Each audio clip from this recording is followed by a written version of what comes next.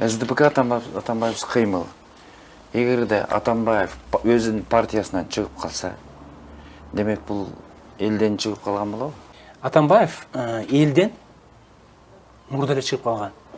Элден мурда эле мындай изгой болуп калган. Биздин президенттер мындай элдин ичинде эч качан изгой болгон эмес. Саясаттардан саясатчылардан изгой болгон. Ал эми жөнөкөй карапайым элге батпай, баса албай калган бул биринчи болуп Атамбаев болот. Мына бүгүнкү күндө Атамбаев жөө басып көрсүнчү. Любой ел 5,5 мың сом штраф болса бетіне түкіреді.